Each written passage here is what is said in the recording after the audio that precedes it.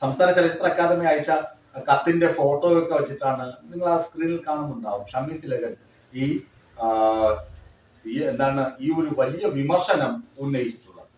അത് മറ്റൊന്നുമല്ല, ഇങ്ങനെ ഒരു വിമർശനം ഉന്നയിക്കാനുള്ള അവസരം ഒരുക്കി കൊടുത്ത ചലച്ചിത്ര അക്കാദമിയെ വിമർശിക്കുകയല്ല, ഇതൊരു ആർട്ടാണ് എന്ന് പറഞ്ഞ് അദ്ദേഹം സറ്ററിക്കലായി പരിഹസിക്കുകയാണ് ചെയ്തത്. വിമർശനമല്ല, പരിഹസിക്കുകയാണ് ചെയ്തത്.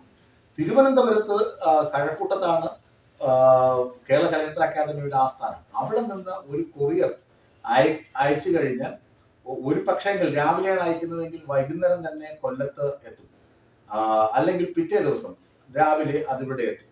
അങ്ങനെയാണെങ്കിൽ 25ന്റെ അവാർഡിന് ക്ഷണക്കത്ത് അയക്കേണ്ടത് എപ്പോഴായിരിക്കണം? 23-നോ 22-നോ ഒക്കെ ക്ഷണക്കത്ത് അയച്ചാൽ പോലും ഷമ്മി തിലകന്റെ കയ്യിൽ അത് 25-ന് മുന്നേ ലഭിക്കും. തനിക്ക് ആ കത്ത് ലഭിച്ചു, തനിക്ക് വരാൻ കഴിയില്ലെന്നോ വരാൻ കഴിയുമെങ്കിൽ എത്ര മണിക്ക് എത്തുമോ എന്നൊക്കെ അക്കാദമിയെ വിളിച്ച് പറയുക സ്വാഭാവികമാണ്.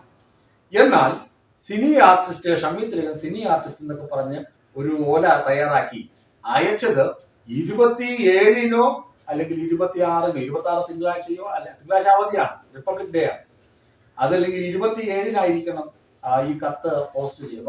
കൊറിയർ സർവീസുകാർക്ക് കിട്ടുന്നത് അവർ കൊണ്ട് 29-ാം തീയതി വൈകുന്നേരം കൊണ്ട് ഈ സാധനം കൊണ്ട് കൊടുത്തു. അപ്പോൾ ഇയാള് സ്വാഭാവികമായും ഞെട്ടൽ രേഖപ്പെടും.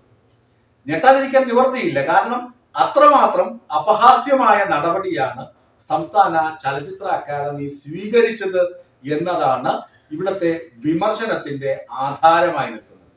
അത്രമാത്രം നിരുത്തരവാദപരമായ സമീപനമാണ് ചലച്ചിത്ര അക്കാദമി ഷമ്മി തിലകനോട് ചെയ്തത്.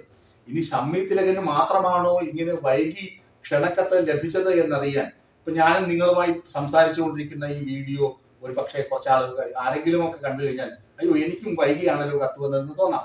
ഷമ്മി തിലകന്റെ ഫേസ്ബുക്ക് പോസ്റ്റ് വായിച്ചിട്ട് ചില ആളുകൾ അയ്യോ എനിക്കും കത്ത് വൈകിയാണ് വന്നതെന്ന് ഉറപ്പിക്കാം. അങ്ങനെ നോക്കുകയാണെങ്കിൽ ഷമ്മി തിലകന് ഈ വൈകി കത്തയച്ചത് വളരെ മോശപ്പെട്ട സ്വഭാവമാണ്. അതുകൊണ്ടാണ് അദ്ദേഹം ചോദിക്കുന്നത്. ഇത് മന്ത്രിയെ വിമർശിക്കുന്നില്ല, ചലച്ചിത്ര അക്കാദമിയിലെ ആളുകളെ വിമർശിക്കുന്നില്ല. അക്കാദമിയുടെ ആളുകൾ എന്ന് പറഞ്ഞാൽ റസൂൽ പൂക്കുട്ടി ഈ ഫിലിം ഫെസ്റ്റിവൽ നടക്കുന്ന സമയത്ത് ഇംഗ്ലണ്ടിലായിരുന്നു.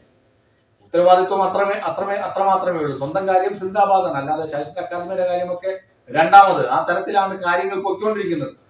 പിന്നെ മന്ത്രിയാണെങ്കിലോ നിരന്തരം വിവാദത്തിലുമാണ്. അക്കാദമിയുടെ കാര്യത്തിലൊക്കെ ആരാണ് ശ്രദ്ധ ഫലിപ്പിക്കേണ്ടതെന്ന് ചോദിച്ചാൽ ഒരു എത്തും പിടിയും ഇല്ലാത്ത അവസ്ഥയാണ്. എല്ലാം എന്താണ് നമ്മുടെ ആളുകൾ അവിടെയൊക്കെ ഉണ്ട് എന്നൊരു ധാരണയും വിശ്വാസവും സർക്കാരുണ്ട്. പക്ഷെ നമ്മുടെ ആളുകൾ എന്ന് പറഞ്ഞ് എടുത്തു വച്ചിരിക്കുന്ന ആളുകളൊക്കെ ചെയ്യുന്നത് എന്താണെന്ന് കൂടി പരിശോധിക്കുവാനുള്ള ഉത്തരവാദിത്വം കൂടി സർക്കാർ കാണിക്കണം. അതാണ് ഈ ഷമ്മി തിലകൻ പറയുന്നത്. ഒരു നടനെ അല്ലെങ്കിൽ നടിയെ ക്ഷണിക്കുമ്പോൾ അത് 2 ദിവസം മുമ്പെങ്കിലും ക്ഷണക്കത്ത് കയ്യിൽ കിട്ടണമെങ്കിൽ അവർക്ക് യാത്ര പ്ലാൻ ചെയ്യാനൊക്കെ കഴിയുകയുള്ളൂ. ഏതായാലും വളരെ കുറുക്കി കൊള്ളുന്ന സാമൂഹിക വിമർശനമാണ് ഷമ്മി തിലകൻ അദ്ദേഹത്തിന്റെ FB പോസ്റ്റിലൂടെ പങ്കുവച്ചിരിക്കുന്നത്.